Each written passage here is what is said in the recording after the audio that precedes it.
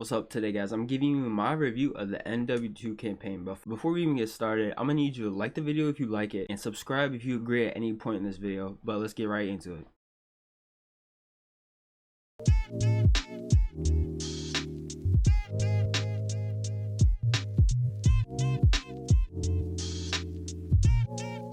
So the story, if you guys don't know, is a mashup of everyone coming together and fighting common enemies. Let's talk about the first mission. The first mission, you have no idea what's going on at all, which I liked because I didn't know. We're just straight into it. You are playing as Ghost and you're scouting an enemy. And you want to target the enemy and you find them and you accurately identify them. Then a team on the other side of, I would think it would call it, is a ravine. I'm pretty sure it's a ravine. I wouldn't know.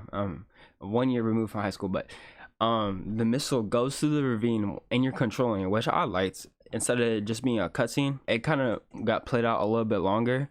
I wish it was a little bit faster, but it was good in the end. And then it exploded on the enemy, which I really liked. It was a good intro to the game. But after that, I never really felt a sense of purpose, because during the story it felt like there was no main objective the whole entire time. We would constantly change main protagonists. It would be Hassan, the military army, back to Hassan, back to the one girl, and then changing constantly every second. And then the white dude ends up betraying everyone. And after that, guess what? At the end, it's back to Hassan, which I didn't really like.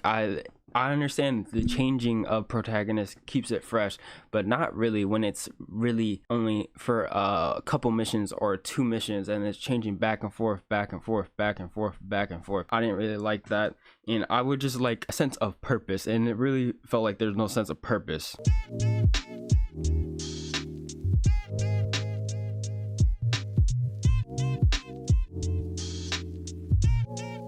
Now let's talk about the characters. We have these well-developed characters from multiple other games like Soap, Ghost, Price, and all them, right? We all know them, but they're severely underdeveloped characters. Like Alejandro, you don't really know that much about him. You just know that he's your supposedly brother now, as Soap quoted, if you chose to call him your brother in the story. But you don't feel a sense of like they're really appreciated characters, because they have these well-developed characters and severely underdeveloped characters, and there's really no rhyme or reason why you should feel as though he is part of the group when he is, but he's just never really introduced, as he has no backstory and no feel as why he should be in this group.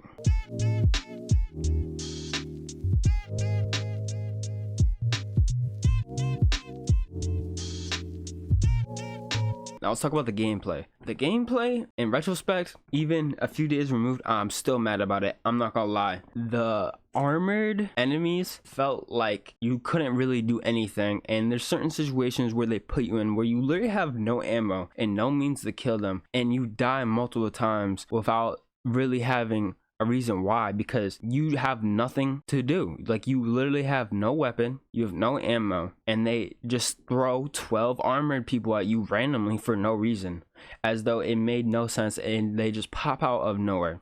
And I really don't like that. It just made the missions more annoying than they should have been, when it's already a stealth mission and you literally don't even have a weapon from the start, and then you kill one and then there's 12 more armored people that come out of nowhere. That just really annoyed me, and it's just not really a good gameplay. I feel like it's just rush gameplay, and it's not really like a focus on what the mission was, especially the stealth mission where you had there's multiple armored people. I feel like it should have stayed stealth the whole entire time. Another thing about the gameplay, which I wish I could have controlled, was what weapons I'm bringing into the missions. I understand like restrictions, like you have to have a suppressor on or something like that, but I would like to be able to create my own guns, and then maybe even putting a camo on a weapon. It gives you more replayability, and it just makes people want to play the missions more, because they get to customize it. Like, oh yeah, I want to go in this mission with a knife, see if I can complete it with a knife, instead of using a SMG and an AR when they could have just like tried to go stealth the whole entire time. It just makes no sense, but I wish that was in the game. It's been in other Call of Duties. I don't know why they stopped doing it, but the length of the story is pretty well decent.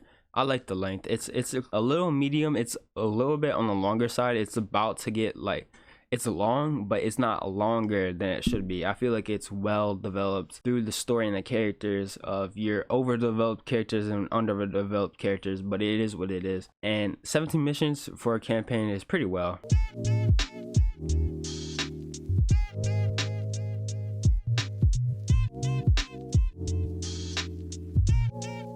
Now, this is all personal opinion. I'm gonna say how I think it should have ended. It should have ended like this. So the final scene, like everyone knows, if you play the campaign or watch someone else play the campaign, the final scene is intense. It should be intense, right?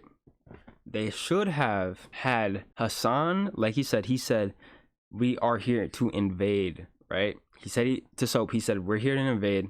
And then you see the missile launch, and then it goes flying past in the sky. And instead of defusing it, it should have hit a target. I'm not saying it should have hit anywhere else in the US. It could have hit out of the US, but I'm saying not kill people, but should have caused damage to where a nuclear apocalypse, not full-on apocalypse, but a nuclear attack happened. And you feel the sense of the world is getting attacked or the US is getting attacked. And instead of him just dying in the missile not getting detonated, that happening. But in this scene, Ghost kills Hassan still with a sniper, but instead it hits its target. And then this time it leads on to another game. This leads them to make other things. They could maybe in year 2 probably get another campaign like they're probably planning on doing. But how it actually ended was you find out there's another person that's out there still trying to cause damage to the US, and it's Makarov, which I don't really like. Stop bringing back people. We're bringing back everyone. Can we get something new? It just didn't make much sense. I feel as though it should have blown up, and then it leads on to next year's campaign, which could bring a nuclear attack or stopping the nukes hitting US or outside of the US, and it could cause a sense of panic and just give a purpose to everything, and you know what you're fighting for because you know what happened leading up to this, and it's your fault that this happened and you need to stop it. And that's just how I think it should have ended. Thank you guys for watching. If you liked the video, like, and if you agreed at any point in this video, subscribe to the channel. You know you want to stay around, and it's free, and you can always unsubscribe. I personally would rate this game a 7.5 out of 10. Let me know in the comments what you would rate it, but this is me personally what I would rate out of 10. Thank you guys for watching.